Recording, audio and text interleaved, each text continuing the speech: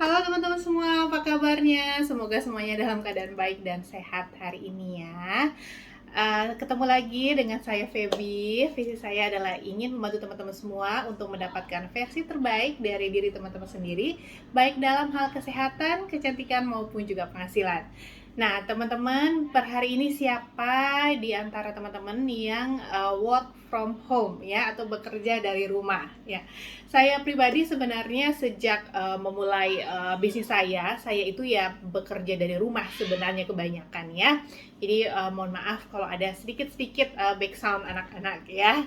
Jadi dan sejak pandemi ini itu lebih lagi. Jadi kalau dulu itu seperti 50% 50% gitu ya bekerja dari rumah gitu. Nah, kalau sekarang ini kayaknya hampir 100% itu bekerja dari rumah ya, work from home. Jadi saya menjalankan bisnis saya itu semuanya dari rumah gitu ya. Nah, teman-teman mungkin di sini ada juga yang kalau dulunya itu sempat kerja kantoran gitu ya, atau yang memang dari kerja kantoran tapi sekarang ya harus bekerja dari rumah gitu. Nah, kadang-kadang juga ada yang banyak teman-teman yang merasa kok kayaknya kerja dari rumah itu serasa bekerjanya itu 24 jam gitu ya, kayaknya non-stop gitu. Nah, ini saya mau share ke teman-teman semua gimana caranya untuk produktif bekerja dari rumah gitu ya, dan produktif dalam arti ada hasilnya tapi kitanya juga nggak stres gitu ya. Nah, ini saya mau share ke teman-teman semua dari apa yang saya alami, apa yang saya jalani, dan apa yang saya pelajari juga gitu ya.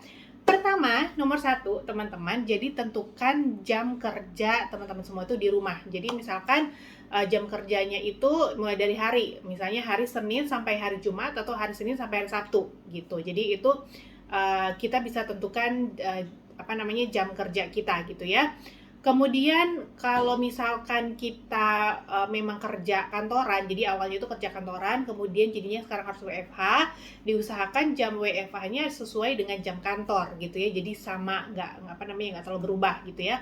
Kalau misalnya memang entrepreneur gitu ya, mungkin kayak saya, jadi memang lebih fleksibel waktunya ya, kita kan nggak harus diperintah oleh atasan atau bos kita, jadi kita yang menentukan, jadi itu lebih fleksibel, kita bisa menentukan sendiri jam kerja kita. Jadi kalau saya biasanya saya menyesuaikan dengan jadwalnya anak-anak. Jadi pada saat anak-anak itu bisa bermain sendiri, ada jam merekanya atau jam mereka sekolahnya, jam mereka belajarnya. Nah, itu tuh jam belajar maksudnya dengan orang lain, dengan gurunya gitu ya.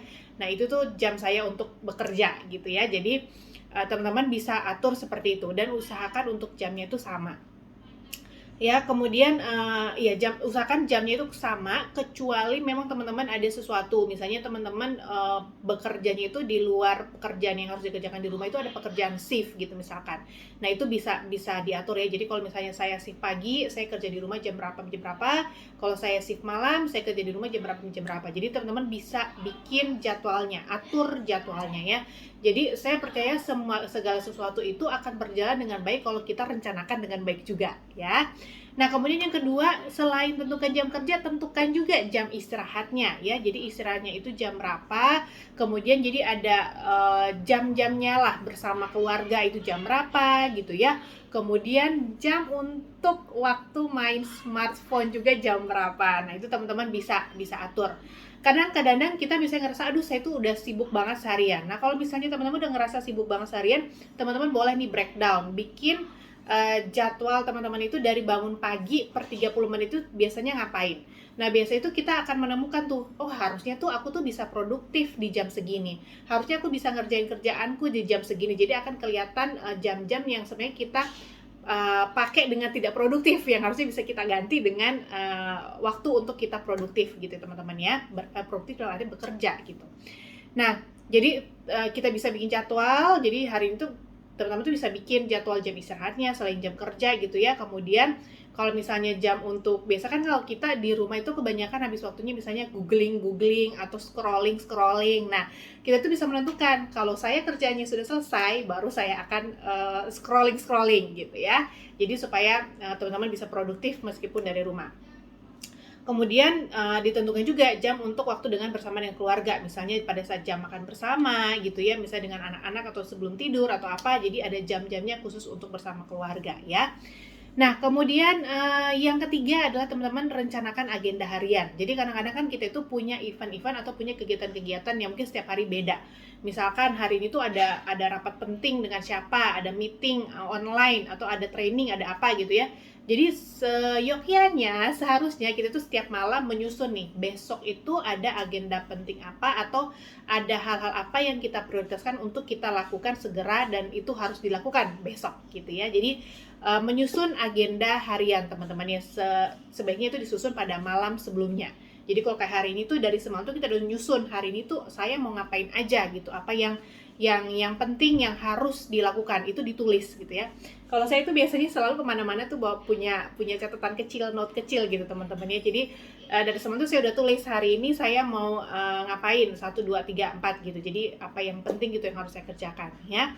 Nah kemudian yang keempat, coba berpakaian seperti sedang bekerja di kantor atau di di luar gitu teman-teman ya.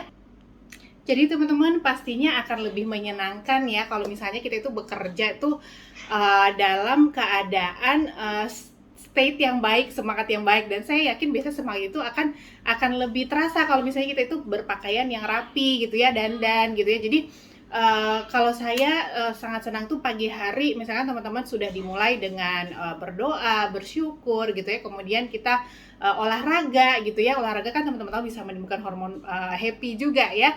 Sudah berolahraga, kemudian kita mandi dan berpakaian yang rapi, dandan, mungkin nggak terlalu dandan gimana, tapi setidaknya rapi. Kalau saya itu biasanya yang penting tuh ada pakai alis sama lip gloss atau misalkan pewarna bibir lah seperti itu ya. Jadi minimal banget itu. Jadi dan nyisir rapi gitu ya. Jadi kita udah siap untuk bekerja gitu teman-teman. Atau siap untuk meeting online seperti itu ya. Jadi lebih enak lah, dan ketika pada saat kita harus tiba-tiba meeting pun kita nggak kelabakan gitu ya, kita udah ready untuk tampil di depan kamera atau video call seperti itu ya. Jadi berpakaian dengan rapi, itu salah satu tipsnya teman-teman. Nah kemudian yang kelima, ciptakan ruang kerja untuk teman-teman bekerja di rumah gitu ya. Kalau misalnya memang di rumahnya nggak ada ruang space kosong gitu, satu untuk teman-teman bekerja, ya mungkin ambil pojok mana gitu ya, atau kursi dan meja gitulah yang teman-teman bisa gunakan bahwa memang ini tempat kerja saya. Dan saya sih biasanya tidak menyarankan itu di dalam kamar tidur, kecuali kalau memang kos-kosan atau apa gitu ya. Tapi sebisa mungkin ya mungkin jauh dari tempat tidur, jadi aura-aura malasnya itu bisa agak jauh-jauh gitu ya. Jadi harus ada aura untuk bekerja gitu ya. Nah, kemudian yang keenam teman-teman, komunikasikan dengan keluarga atau tim player teman-teman di rumah. Jadi kalau misalkan seperti saya gitu ya, ada anak 3 bocah gitu ya, yang masih kecil-kecil, jadi ya memang saya harus bilang kalau misalnya sekarang mami mau kerja dulu gitu ya, kamu main bertiga seperti itu. Jadi ada jadwalnya lah gitu teman-teman, dan itu kita komunikasikan kepada terutama pasangan gitu ya, anak-anak atau ada mbak di rumah, orang tua di rumah gitu ya. Jadi kita harus komunikasikan bahwa kita akan bekerja dari rumah jam sekian sampai jam sekian gitu ya, dan kalau misalnya kita ada meeting penting atau apa, jadi bisa komunikasikan ke mereka gitu ya, supaya mereka juga bisa membantu untuk menciptakan suasana yang lebih tenang ketika kita harus ada meeting penting seperti itu ya. Nah kemudian yang ketujuh teman-teman, temukan waktu di mana teman-teman tuh paling produktif. Nah, lakukanlah hal-hal yang paling penting di saat itu. Jadi misalkan kadang-kadang tuh biasanya contohnya kalau saya itu paling produktif itu memang jam-jam segini gitu ya. Misalkan sudah mulai di atas jam 10 tuh sampai siang, dan habis makan siang itu sampai sekitar jam 3 gitu. Nah, itu saya melakukan hal-hal yang paling penting tuh di situ yang memang membutuhkan konsentrasi gitu ya, membutuhkan pemikiran gitu ya, atau yang membutuhkan konsentrasi lah gitu. Jadi dan kegiatan yang paling menghasilkan. Nah, lakukan hal itu terlebih dahulu sebelum kita melakukan hal yang lain. Ya, jadi teman-teman bisa menemukan nih kapan waktu teman-teman yang paling produktif, yang paling on gitu rasanya ya. Ada juga mungkin yang rasanya itu sore gitu ya, menjelang malam ya bisa juga gitu ya. Jadi lakukan hal-hal yang penting itu terlebih dahulu ya. Nah, kemudian teruslah bersosialisasi, meskipun kita nggak bisa ketemu siapa-siapa, tapi kita kan masih ada gadget gitu ya. Kita mungkin bisa meeting dengan teman kita, video call dengan saudara kita gitu ya. menanyakan kabar mereka. Jadi terus bersosialisasi supaya uh, supaya membuat kita tetap waras gitu ya. Meskipun di rumah saja teman-teman, tapi kita tahu ada orang lain di luar sana gitu ya, kita bisa memberikan perhatian kita juga untuk orang di luar sana gitu ya, melakukan hal yang lain lah di samping pekerjaan kita. Dan tentunya ini bisa kita lakukan ya setelah ya mungkin jam pekerjaan kita itu selesai gitu, atau di jam-jam istirahat kita ya. Nah, kemudian yang ke-9 teman-teman, tetaplah bekerja dengan tanggung jawab dan disiplin. Jadi meskipun kita bekerja di rumah gitu ya, tetap harus ada tanggung jawabnya dan disiplinnya gitu ya untuk menyelesaikan tugas-tugas kita. Apalagi kalau misalnya seperti saya yang entrepreneur gitu ya, which is kita adalah bosnya sendiri gitu. Jadi memang benar-benar harus ada tanggung jawab dari diri sendiri untuk menyelesaikan pekerjaan itu dan untuk bekerja gitu ya teman-teman ya. Karena kita, kalau misalnya teman-teman apalagi yang awalnya bekerja kantoran ya, kalau di kantor mungkin dilihatin bos gitu ya, kalau di rumah enggak ya. Tapi disinilah kita bisa membuktikan integritas kita ya, ketika enggak dilihat orang ataupun dilihat orang, itu apa yang kita lakukan sama. Jadi kita tetap bekerja dengan penuh tanggung jawab ya. Oke teman-teman, itu aja yang beberapa tips dari saya, semoga bermanfaat. Mohon maaf kalau kali ini agak sedikit banyak background ya. Saya berdoa semoga teman-teman semua senantiasa diberikan kesehatan, kekuatan dalam menghadapi dalam melewati si akademi COVID ini ya. Oke teman-teman semua, stay safe, stay healthy, bye bye.